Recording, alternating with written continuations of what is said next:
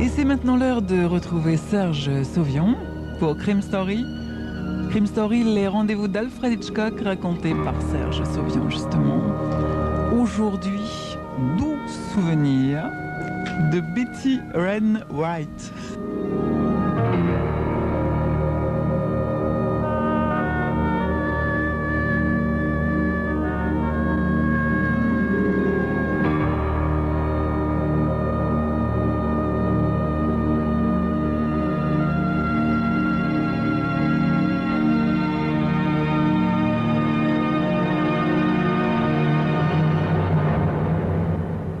Ce sont ces affreux livres obscènes qui l'ont tué, dit Miss McKay au sergent de police.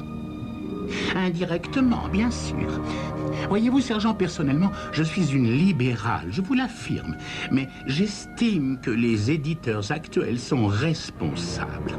Avez-vous vu le genre de littérature qui s'étale aux devantures des drugstores et dans les supermarchés en ce moment même ? Miss McKay ne semblait guère être une libérale, quoi qu'elle en dise.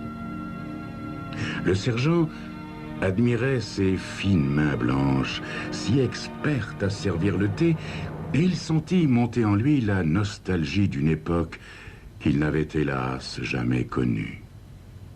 Bien qu'il n'ait rencontré Miss McKay que depuis quelques heures, il éprouvait pour elle une réelle sympathie sans vraiment comprendre pourquoi. Certainement, elle n'avait rien qui lui rappelle sa propre mère, qui était bruyante, irascible, ou parfois d'une gaieté un peu vulgaire, aussi gaie, aussi vulgaire, aussi irascible que ses sœurs et ses tantes. Oubliant un instant le but déplaisant de sa visite, il pensa que c'était peut-être justement ce contraste qui lui faisait apprécier le plaisir de l'observer, versant délicatement le thé brûlant dans les tasses diaphanes. Peut-être aussi l'admirait-il parce qu'elle appartenait à une autre planète que la sienne, celle de l'idéal infini, presque inconscient, qu'on se fait de la femme. À propos de ce monsieur Higgins, dit-elle, abordant le sujet avec sa franchise sympathique, quand le policier eut avalé une première gorgée de thé. C'est encore un exemple navrant de ce que je vous disais. S'il n'avait pas eu ce genre de pensées obscènes en tête, je peux presque vous assurer qu'il serait encore vivant à l'heure présente. Le sergent remit sa tasse sur la soucoupe. Je ne vois pas très bien, commença-t-il faiblement. Mais Miss McKay était déjà toute prête à exposer ses théories, très personnelles d'ailleurs, à ce sujet. Elle avait toujours un de ces livres abominables dans la poche de sa combinaison de travail. Vous savez, ces couvertures aguichantes. Il saisissait le moindre prétexte pour s'y plonger. Je l'ai observé. Et toute cette fange ne cessait d'éveiller sa curiosité malsaine. Je dis bien curiosité malsaine, jeune homme. Elle lui offrit une assiette de petits gâteaux qu'il refusa poliment, et elle enchaîna. Pour quelle autre raison se serait-il tapi derrière mes rideaux ? Pour voler, peut-être, suggéra le sergent. Mais Miss McKay réfuta l'idée avec force. Impensable! Voyons, sergent, comme concierge de cet immeuble, il avait la clé de tous les appartements et il savait pertinemment que j'allais à mon club de lecture chaque mardi et que je fais mes achats d'épicerie tous les vendredis matins. Il avait donc toutes les facilités de rentrer ici à sa guise s'il tenait à voler. Elle agita sa petite tête haut perchée à la chevelure argentée avec la plus grande décision. Non, sergent, non. C'étaient ses appétits charnels qui le harcelaient, et c'est son sentiment de culpabilité qui l'a tué. Quand je l'ai aperçu, je me suis mis à crier. Il ressemblait à un homme qui a perdu la raison. Il était l'image même de l'être bourrelé de remords. C'était encore un des charmes de la vieille demoiselle, pensa le sergent, que Miss Mackay, dans son innocence, n'eût point compris à quel point il était invraisemblable qu'Higgins l'eût espionné plutôt que l'une des femmes plus jeunes, plus belles, qui habitaient l'immeuble. Eh bien, je ne veux pas vous importuner davantage, Miss Mackay, dit le sergent en reposant sa tasse à regret.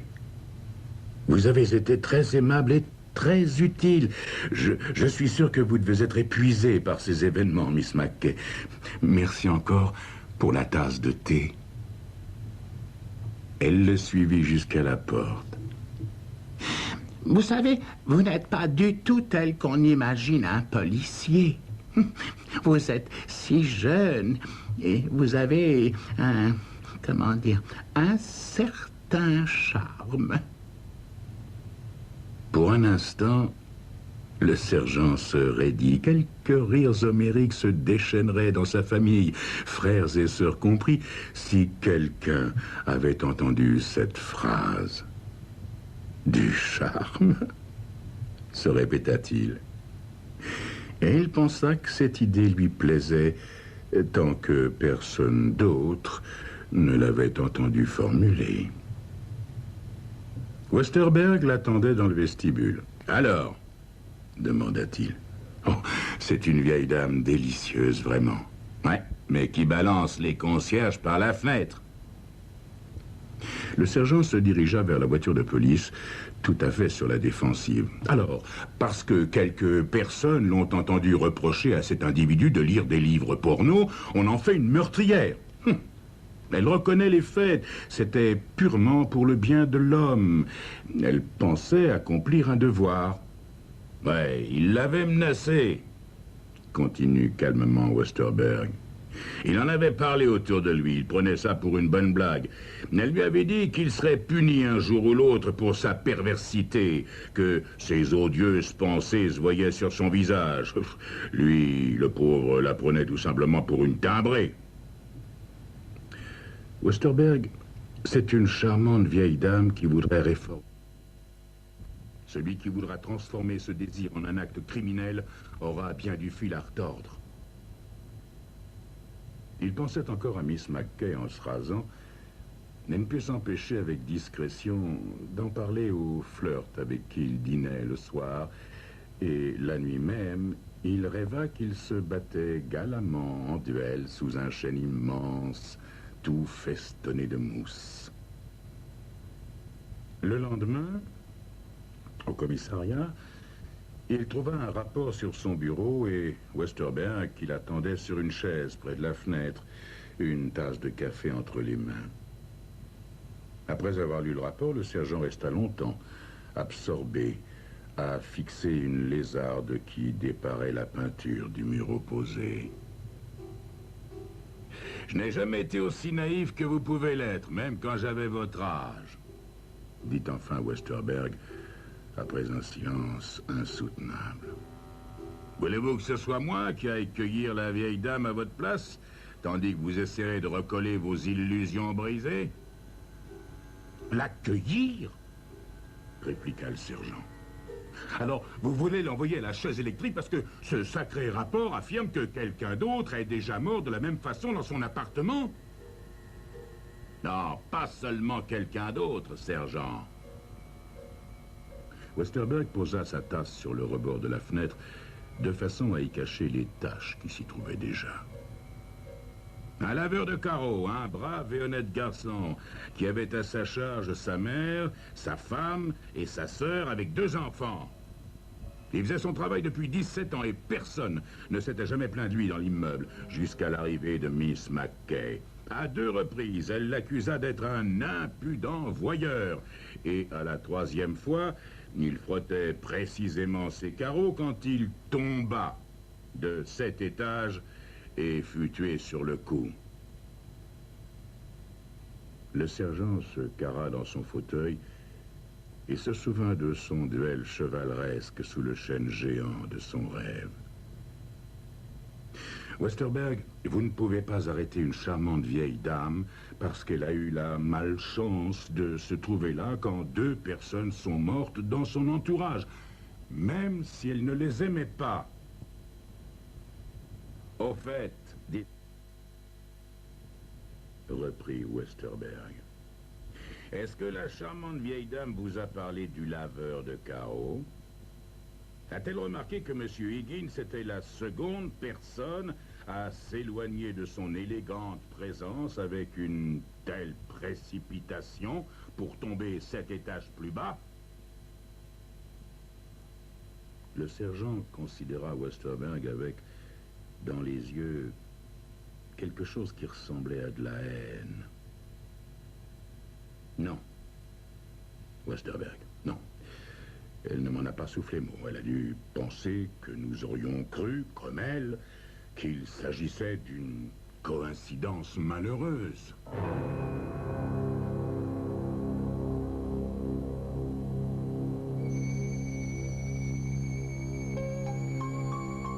Une coïncidence malheureuse?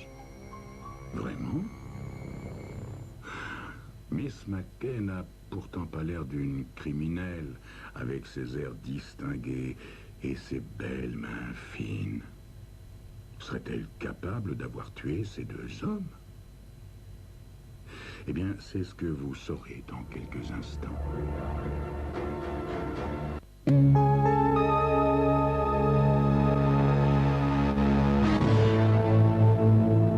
Oui, coïncidence vraiment... dit Westerberg, mais il ne prolongea pas. Ils passèrent le reste de la journée à interroger les autres locataires de l'immeuble. La plupart d'entre eux n'avaient connu Higgins que par hasard. Personne n'avait rien remarqué d'insolite en lui, quoique tous étaient d'accord sur le fait qu'on lui voyait souvent entre les mains des livres de poche à couverture suggestive et qu'il était toujours informé et prêt à discuter du dernier crime à sensation commis. 3 locataires déclarèrent avoir reçu des lettres anonymes dans les derniers mois. Un célibataire chez qui on avait livré un large tableau représentant une femme nue, une cover girl ayant posé en bikini dans un magazine de grand luxe, et une jeune personne accusée, dans la missive, d'avoir passé la nuit avec un visiteur inconnu. Chacune des lettres anonymes menaçait le destinataire d'un châtiment proche, mais aucune de ces menaces n'avait été prise au sérieux. Les destinataires se souvenaient que ces lettres étaient rédigées sur du papier gris pâle et d'une très jolie écriture, très fine. En examinant ces notes, le sergent se demanda pourquoi il ne pouvait concevoir que Miss McKay fût capable du moindre mal. Qui pouvait affirmer que son innocence indignée et ses grands yeux bleus limpides ne cachaient pas une passion perverse? Son esprit se refusait absolument à l'admettre.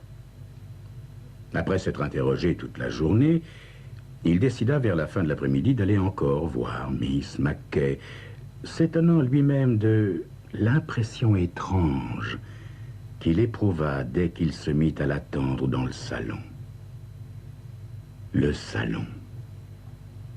Le mot évoqua soudain un ensemble de velours, de pannes, de figurines en porcelaine de Saxe, une horloge 7 Thomas, des livres reliés cuir, dans une atmosphère de tranquillité protectrice qui baignait tous les objets épars. Et le sergent évoqua ses souvenirs. À 12 ans, il avait posé à son institutrice une question au sujet de Browning. Surprise et ravie Quel élève l'avait jamais interrogé sur ce poète? La maîtresse l'avait invité à dîner et à choisir un livre. Sa maison était un délicieux mélange de meubles disparates, accumulés d'abord par la famille, puis par l'institutrice elle-même, restée solitaire. Mais pour lui, dès qu'il en avait franchi la porte, il était entré de plein pied dans une sorte de rêve. La cuisine encombrée, centre habituel de son foyer, s'était évanouie de son esprit d'enfant et, avec elle, les rires bruyants, les gifles, les jurons, les cris divers qui en étaient son habituel fond sonore. Il avait trouvé là de la dignité, de l'esprit, parfois caustique, mais par-dessus tout, ce goût de l'ordre auquel il aspirait. Et il était retourné bien des fois chez l'institutrice, dressant mentalement à l'avance la liste des questions qu'il poserait, tout en examinant les rayons de la bibliothèque qui s'élevaient jusqu'au plafond. Vous semblez fatigué, sergent. Il remarqua une lueur d'inquiétude dans les beaux yeux bleus de Miss Mackay. Je ne vais pas, cette fois-ci, vous offrir du thé. J'ai une bien meilleure idée.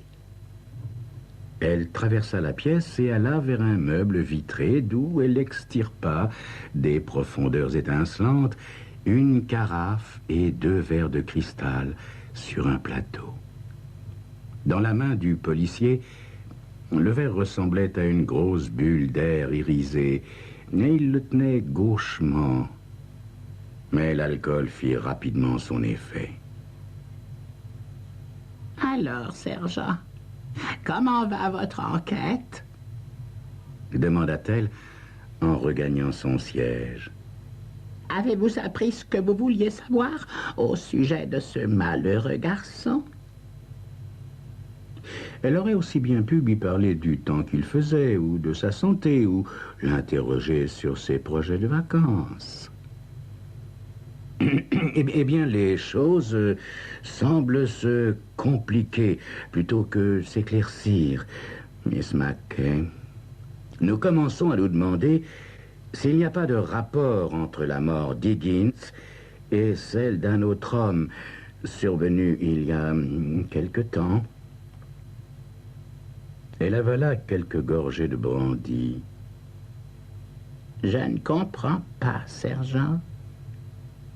Votre théorie est peut-être la bonne, Miss Mackay. Elle se pencha vers lui avec un léger sourire de triomphe. Des pensées tortueuses, la mauvaise influence, voilà ce qui conduit les hommes à des actes que, sans elles, ils ne commettraient pas. Des pensées tortueuses, acquiesça le policier. Oui, mais voyez-vous, des pensées tortueuses plutôt chez le meurtrier que chez la victime. Il y a sûrement dans cet immeuble un être dont les pensées sont en effet terriblement tortueuses, Miss Mackay. La vieille demoiselle le regarda avec intensité. Et le sergent baissa les yeux devant son regard lourd de quelque chose d'indéfinissable. Un long frisson lui parcourut l'échine. Elle le suivit des yeux avec acuité lorsqu'il posa son verre et s'approcha de la fenêtre. « Je déteste vraiment revenir sur tout cela, Miss Mackay, mais il faut bien que je vérifie, n'est-ce pas ?» Il ouvrit la fenêtre toute grande. « Alors, donc, c'est quand vous êtes rentré dans la pièce que vous avez vu Higgins debout, caché par les rideaux, debout sur le rebord, n'est-ce pas? Jusque-là, vous ne soupçonniez pas qu'il puisse être dans l'appartement. » « Tout à fait exact, mon petit. » Et le sergent semblait réentendre la voix familière de son ancien professeur. « Mademoiselle Mackay, êtes-vous bien certaine de ne pas avoir demandé à Higgins de réparer la fenêtre? Des voisins affirment avoir entendu des voix dans le vestibule avant la chute d'Higgins. » Sûrement pas, sergent. Ce sont des menteurs. Bien. Donc, vous l'avez aperçu et vous lui avez crié de partir, c'est bien ça? Exactement, jeune homme. Miss Mackay posa son verre et s'approcha de la fenêtre. Higgins semblait pris de panique. Il rampa vers le bord, me regarda par-dessus son épaule, se pencha en avant, puis disparut. Il était debout, comme ça? Le sergent grimpa sur le rebord de la fenêtre avec précaution, se retenant des doigts au chambranle.